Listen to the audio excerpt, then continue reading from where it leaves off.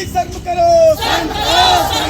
शर्म नहीं तो डूब मरो, शर्म नहीं तो डूब मरो। नमस्कार, आप देख रहे हैं अपना YouTube चैनल प्रयागराज टाइम्स आशा। रोजगार विरोधी भाजपा सरकार पर जमकर बरसे आशा आंदोलन के युवा नेता सुनील कुमार मौर्य जी को आइए सुनते हैं। दिन है और जिस तरह से संगठन ने तय किया कि हम उत्तर प्रदेश के अंदर खास तौर पे जो आशा बहनें हैं उनके साथ जो अन्याय है पूरे देश में और खास तौर पे उत्तर प्रदेश के अंदर जहां पर डबल इंजन वाली सरकार न इनको समय से मानदेय दे रही है और ना बढ़ा हुआ मानदेय लागू कर रही है और नियुक्ति देने की भी बात नहीं कर रही। हम तो ये पूछना चाहते हैं माननीय प्रधानमंत्री मोदी जी से और योगी जी से कि आपकी डबल इंजन सरकार इनको परमानेंट वाली ट्रेन में ले जा सकती है कि आपको ट्रेन के ड्राइवर पद से बर्खास्त कर दें, ये आपको तय करना है। अगर आप डबल इंजन के बावजूद बढ़ा हुआ वेतन नहीं दे सकते, परमानेंट काम नहीं दे सकते, आप कहते हैं कि डबल इंजन की सरकार से तो पूरे प्रदेश में विकास ही विकास है, हमको तो नहीं दिखा। ये सिर्फ आशाओं का संकट नहीं है। मैं तो लगातार ये देख रहा हूँ, बात होती है तो ये बात आ रही है कि आज के दौर में इस महंगाई के वक्त में 2000 रुपये में घर कैसे चलेगा।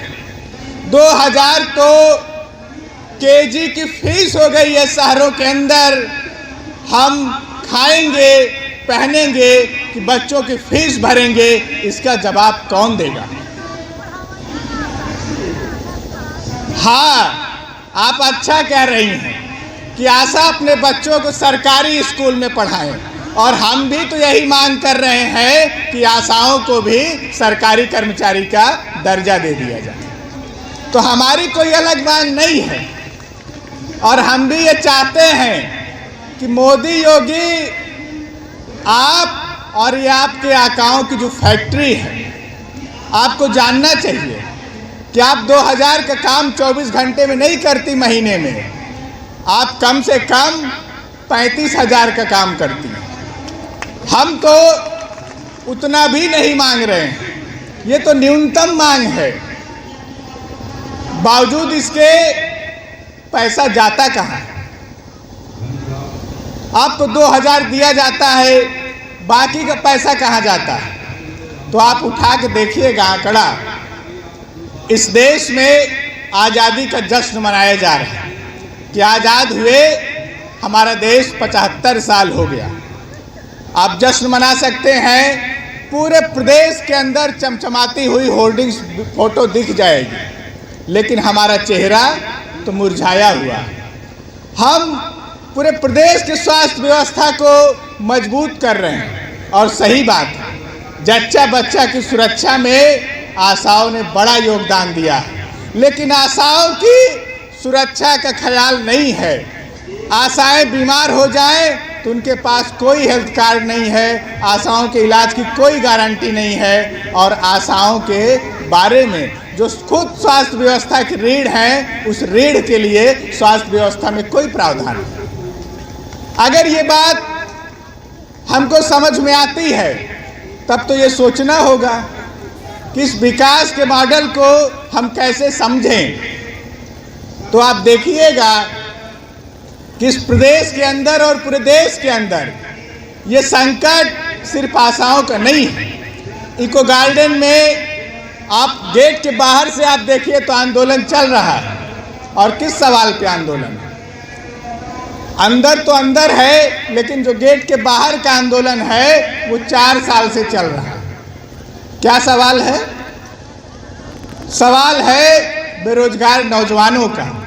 वो सब अध्यापक हो चुके होते, 2 साल का वेतन ले लिए होते और एक महीने में अगर 40,000 भी मिलता तो आप सोचिएगा कि 12 महीने में और 24 महीने में अब तक तो लाखों रुपए उनके अपने हुए होते और वो बच्चों को पढ़ा रहे हैं। सरकार ने क्या कहा आप सब लोग जानते होंगे। सबके बच्चे, सबके परिवार में बीएड डीएलएड किए हुए लोग हैं। पिछले 5 साल से कोई वैकेंसी नहीं आई, लोग मारे मारे फिर रहे हैं।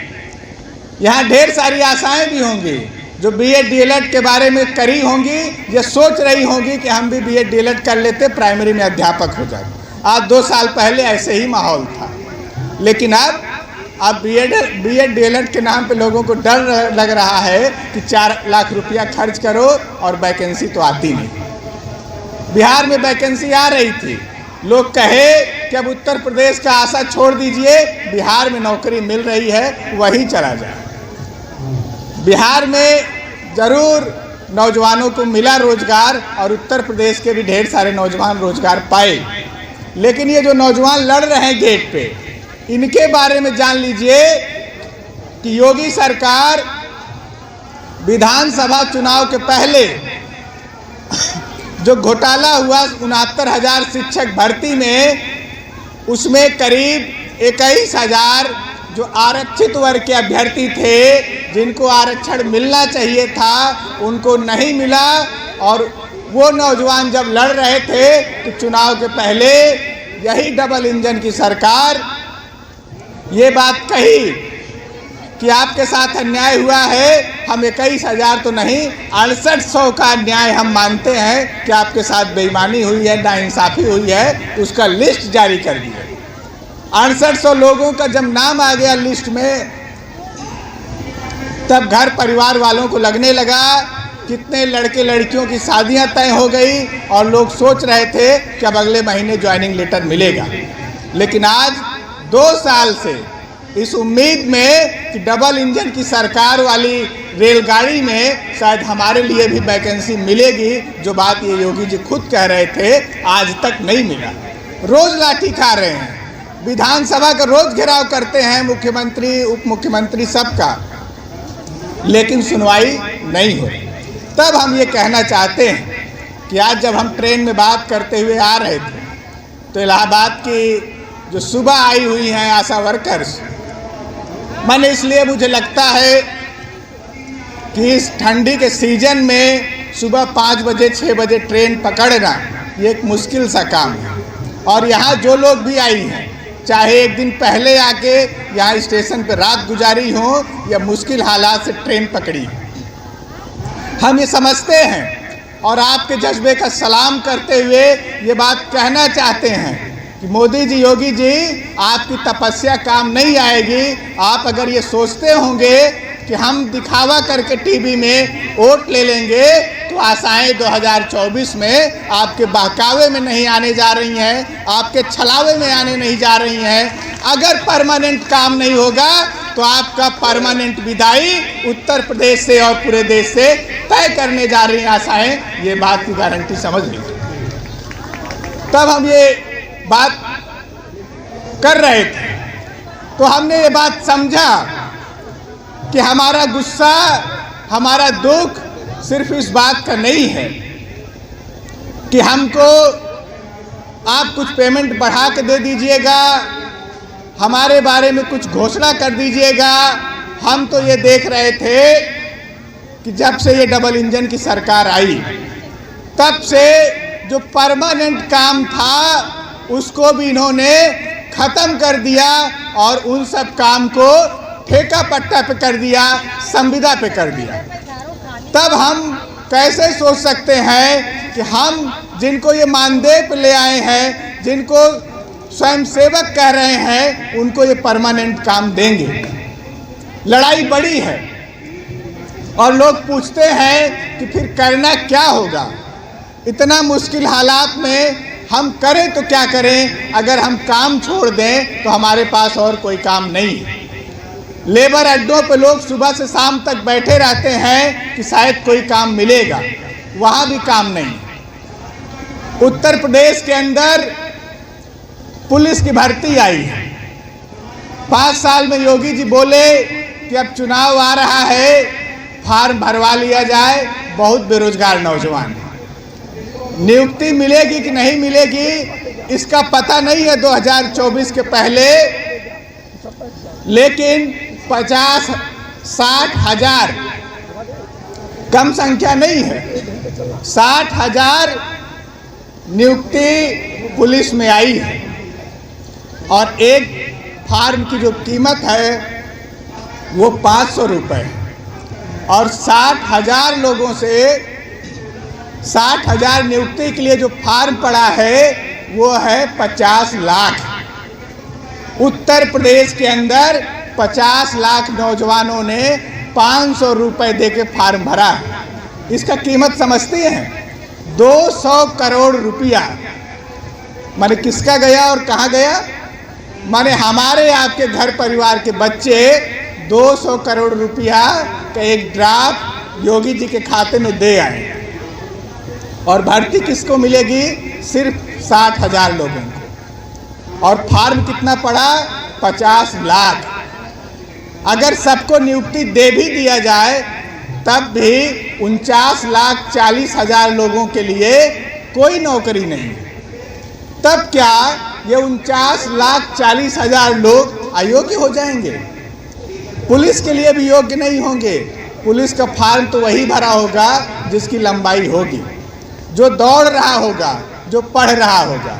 ऐसे नौजवान अगर उत्तर प्रदेश के अंदर 49.5 लाख बेरोजगार होकर घूम रहे हैं, तब ये सवाल बनता है कि मोदी जी आप हमारे साथ तो अन्याय कर रहे हैं, सिर्फ हमारे साथ अन्याय नहीं कर रहे हैं, हमको सिर्फ अस्थायी रोजगार नहीं दे रहे हैं, सिर्फ पानी दे दीजिएगा, सिर्फ इतनी बात नहीं है, बल्कि पूरे प्रदेश के साथ भी आप अन्याय कर रहे हैं। और इस अन्याय का जो जवाब है, इस अन्याय के खिलाफ जो हिसाब मांगने का वक्त है, वो हमको लगता है कि 2024 से अच्छा नहीं हो सकता। यही मोदी जी हैं। भैया हमको जरा आप 10 मिनट देंगे, अगर आप थोड़ा सा रोक लें, क्योंकि ना हम मतलब उसके बाद बात कर लें कुछ देर। रुक जाइए, 10 मिनट रुक जाइए। हाँ वही कह रहा हूँ, दे दीजिए तो 10 मिनट रुक जाइए, उसके बाद आप वही कह रहे थे। हाँ। 10 मिनट कर लिए, फिर उसके बाद हमको दे दीजिए। तो यही मोदी जी, योगी जी हैं जो 10 साल पहले वादा किए थे कि 2 करोड़ रोजगार प्रतिवर्ष नौजवानों को देंगे। अगर आप समझिए कि आज 10 साल में 2 करोड़ हर साल रोजगार मिलता तो 20 करोड़ लोगों को रोजगार मिल चुका होता। और इस 20 करोड़ रोजगार में आप सब लोग, जितना लोग बैठी हैं, सबको रोजगार, जिसको हम रोजगार समझते हैं, जो परमानेंट काम होगा, जिसमें वेतन होगा और जिसमें आज हटा दिए जाएंगे कि कल हटा दिए जाएंगे, आप अपने वेतन की बात करेंगे तो आपको निष्कासित करने की बात करेंगे, इसका डर नहीं होगा। ऐसा रोजगार हम सबको मिल चुका होता। लेकिन हम ये जानते हैं कि मोदी जी, योगी जी 2 करोड़ रोजगार तो नहीं दिए, लेकिन जो रोजगार बचा था उसको खत्म कर दिए। अभी 5 साल बाद रेलवे में, जिसमें हम लोग बैठ के आए और जिसमें अक्सर एक्सीडेंट हो जाया करता है, बड़े बड़े हादसे हम लोग सुनते हैं, रेलवे में 5 साल बाद लोको पायलट की वैकेंसी आई है। माने जो रेल का ड्राइवर है, 5 साल वैकेंसी आई है। कहा जा रहा है कि 1.5 लाख पद खाली हैं। और फार्म कितने लोगों का आया है? पूरे देश में रेलवे में लोको पायलट की भर्ती आई है, वो आई है 5,696, माने 6,000 वैकेंसी नहीं आई है।